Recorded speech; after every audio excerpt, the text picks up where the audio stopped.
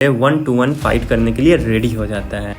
और जब हिरण्याक्ष भगवान विष्णु को ललकारता है तो फिर क्या था, भगवान विष्णु खुद ना आकर अपने अलग अलग रूप में आकर उसका विनाश करते हैं। हिरण्याक्ष भगवान भूमि को कब्जे में लेकर समुद्र तल के नीचे छिप जाता है और बाद में सभी देवता भगवान ब्रह्मा जी के पास पहुंचकर भूदेवी को बचाने की कामना करते हैं। कुछ ही देर में भगवान ब्रह्मा को एक छींक आती है और उनके मुख से एक वराह निकलता है जिसको सूअर भी बोला जाता है। वराह अवतार एक विष्णु भगवान का अवतार है। गहराई में जाकर भगवान विष्णु जो है वो भूदेवी को बचाते हैं। अब क्या था, हिरण्याक्ष और वराह भगवान के बीच लड़ाई होती है और इसमें हिरण्याक्ष मारा जाता है। और मैं एक आपको बात बता देना चाहता हूँ, जब आप इस मूवी को खुद देखिएगा तो इसमें आपको VFX काफ़ी तगड़ा लगेगा और इंडिया में जो VFX ये यूज हुआ है वो काफ़ी अच्छा हुआ है। हिरण्याक्ष जब मारा जाता है तो सभी देवतागण प्रसन्न हो जाते हैं। जहाँ एक तरफ खुशी का माहौल था तो वहीं दूसरी तरफ मातम का माहौल था। तब वहाँ हिरण्यकश्यप अपने भाई हिरण्याक्ष के बदले में श्री गुरु शुक्राचार्य को कहते हैं। अब इसमें गुरु शुक्राचार्य बताते हैं कि खुद भगवान से लड़ने के लिए तुम्हें भगवान जितना शक्तिशाली होना पड़ेगा और इसके लिए तुम्हें ब्रह्मदेव की उपासना करनी पड़ेगी। और जब ब्रह्मदेव तुम्हारी उपासना देखकर खुश होंगे तब तुम्हें एक ऐसा वरदान मांगना पड़ेगा जिससे तुम अमर हो जाओ। अब हिरण्यकश्यपु ऐसा सुनकर वो ब्रह्मदेव की उपासना के लिए चला जाता है और इसी उपासना के दौरान हिरण्यकश्यपु की पत्नी जो कि कयाधु होती है वो प्रेग्नेंट भी होती है।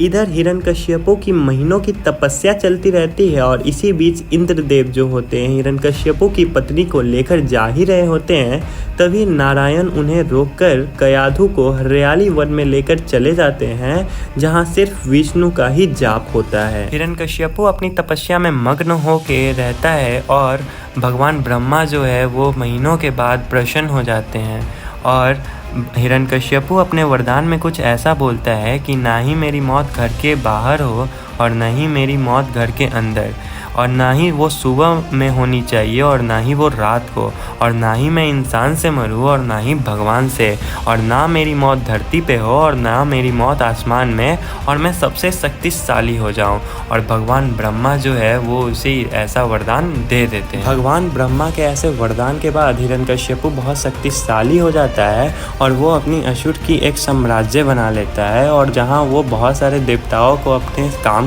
में रखता है और दुर्बलों और गरीबों पर अत्याचार करता है।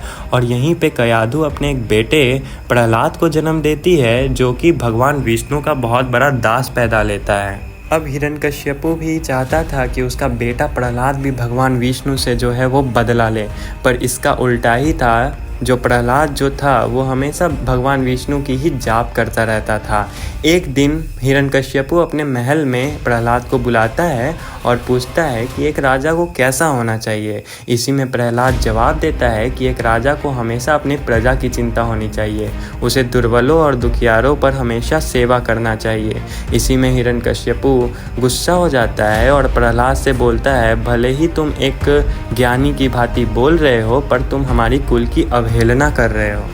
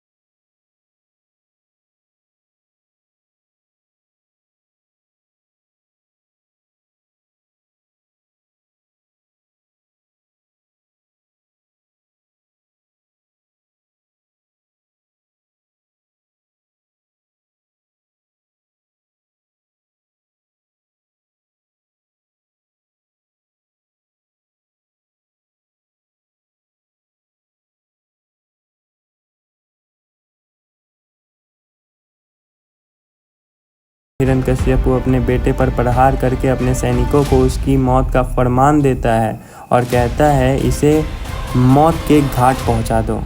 अब सैनिक प्रहलाद पे भाले से प्रहार करते हैं, पर प्रहलाद को कुछ नहीं होता। अब हिरण्यकश्यप सैनिकों को आदेश देता है कि इसको हाथी से मरने के लिए छोड़ दो। इस बार भी प्रहलाद को कुछ नहीं होता और हाथियों प्रहलाद के सामने को नतमस्तक हो जाते हैं। हिरण्यकश्यप अब प्रहलाद को देखकर काफ़ी आश्चर्यचकित हो जाता है और हिरण्यकश्यप अब प्रहलाद को काल कोठरी में कैद करवा देता है, पर फिर भी प्रहलाद को कुछ नहीं होता। इतना सब देखकर हिरण्यकश्यप हैरान हो गया था और वो मदद मांगने अपनी बहन होलिका के पास चला जाता है।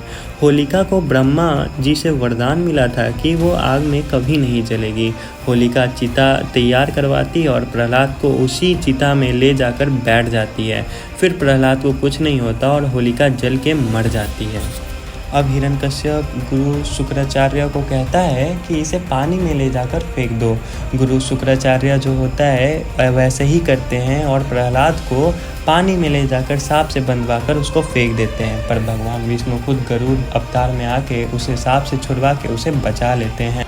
अब भगवान वरुण ऐसी भक्ति को देखकर काफ़ी प्रसन्न होते हैं और प्रहलाद को कहते हैं कि ऐसी भक्ति मैंने कभी नहीं देखा, और प्रहलाद को बोलते हैं कि अब तुम्हें युगों युगों में प्रहलाद नहीं भक्त प्रहलाद के नाम से जाना जाएगा।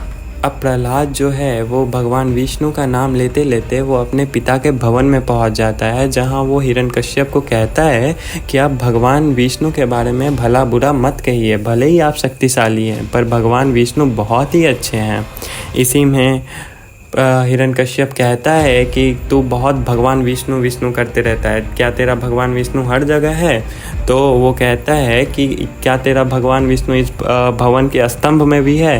तो प्रहलाद बोलता है हाँ, और उसी समय प्रहलाद जो है वो भगवान विष्णु का जप करने लगता है और तभी वो भाले से प्रहार करता है हिरण्यकश्यप उस स्तंभ पे और वो स्तंभ पूरा टूट जाता है। और उसी समय भगवान विष्णु जो है वो नरसिम्हा अवतार में वो आते हैं और उसी समय हिरण्यकश्यप का वो आखिरी वक्त था जहां वो सबसे बड़ी ज़िंदगी की गलती करता है। अब इसी बीच भगवान विष्णु के नरसिम्हा अवतार और हिरण्यकश्यप के बीच फाइट शुरू हो जाती है और हिरण्यकश्यप काफ़ी प्रहार करता है, पर भगवान विष्णु सभी प्रहार को ध्वस्त कर देते हैं। अब भगवान विष्णु उसको भवन के चौखट पर लेकर आ जाते हैं, जहां वो अपनी जांघ पर हिरण्यकश्यप को रख लेते हैं और उसी समय हिरण्यकश्यप हंसकर कहता है कि तू मेरा वध नहीं कर सकता, मुझे वरदान मिला है। तो अब उसी समय भगवान विष्णु कहते हैं कि तू कहा था कि ना ही मेरा वध दिन को हो सकता है और ना ही रात को, तो देख अभी शाम हो रहा है। तू बोला था ना ही घर के बाहर हो सकता है और ना ही घर के अंदर, तो ले देख तेरा वध जो होगा वो चौखट पे होगा। और तू कहा था कि ना ही मेरा वध धरती पे होगा ना ही आसमान में, तो ले तेरा वध मेरी जांघ पे होगा। तू बोला था ना ही मेरा वध मानव कर सकता है और ना ही भगवान, तो देख तेरा वध एक पशु कर रहा है। और तू बोला था ना ही मेरा वध जो होगा वो सजीव से होगा ना ही निर्जीव से, तो ले देख मैं तेरा वध नाखून से करूँगा जो ना ही सजीव है और ना ही निर्जीव है। और इसी समय भगवान विष्णु जो है वो अपनी नाखून से प्रहार करते और निचोड़ कर रख देते।